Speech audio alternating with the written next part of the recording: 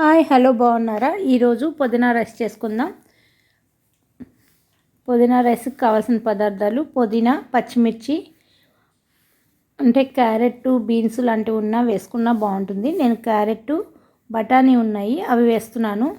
ఎందుకంటే ఓన్లీ ఆకుకూర కాకుండా కొంచెం కూరలు కూడా కలుపుదామని. మనం పుదీనా మిక్సీ వేసేసుకుందాం పేస్ట్ చేస్తే.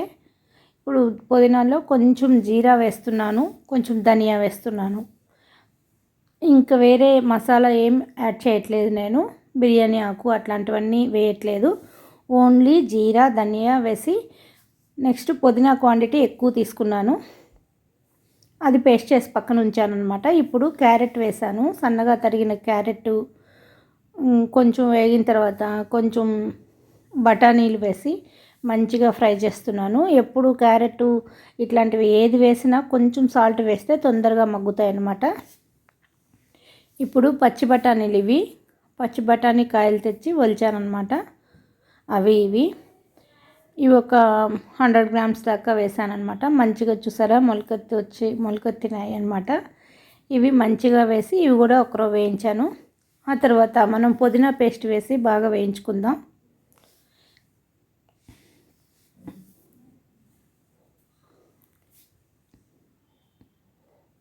పుదీనా పేస్ట్ తీసి దీంట్లో కూడా నేను పచ్చిమిర్చి వేసి పేస్ట్ చేసేసాను కదా.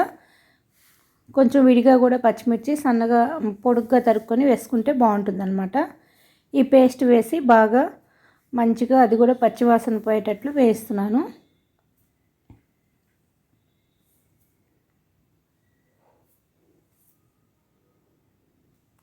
ఎందుకంటే ఓన్లీ పుదీనా కాకుండా మంచిగా బఠానీలు, క్యారెట్, ఆలు ఏ కూరలు ఉన్నా వేసుకుంటే బాగుంటుందన్నమాట. పుదీనా ఫ్లేవర్ తోటి ఏదైనా మంచిగా అనిపిస్తుంది. ఇప్పుడు కొంచెం సాల్టు, కొంచెం పసుపు వేసాను. మంచిగా మిక్స్ చేసి మూత పెట్టాను. ఇప్పుడు వేగిపోయాయి మంచిగా. ఇప్పుడు ఒకసారి కలుపుకొని చేస్తున్నాను. బాగా వేగిపోయాయి. ఇప్పుడు నేను పక్కన కొంచెం అన్నం ఉడికించి పెట్టాను అనమాట. ఆ అన్నం తీసి దీంట్లో మిక్స్ చేసేస్తున్నాను. అంటే ఇది 30% ఉడికిపోయింది. ఇంకొక 5-10 మినిట్స్ మనం దీంట్లో ఫ్రై చేద్దాం. అందుకని అన్నం పెట్టి మూత పెట్టేసి ఉంచానన్నమాట. ఇప్పుడు మంచిగా ఉడికిపోతుంది కదా, అందుకని ఇప్పుడు సాల్ట్ వేసాను. మంచిగా మిక్స్ చేసేసుకుందాం.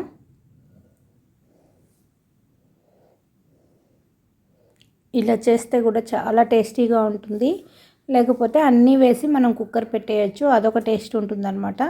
ఇది ఫ్రై అయిన టేస్ట్లా ఉంటుంది. అంటే ఇది పుదీనా ఫ్రైడ్ రైస్ అని చెప్పొచ్చు, అట్లా ఉంటుందన్నమాట. మంచి టేస్ట్గా ఉంది ఇట్లా చేస్తే కూడా.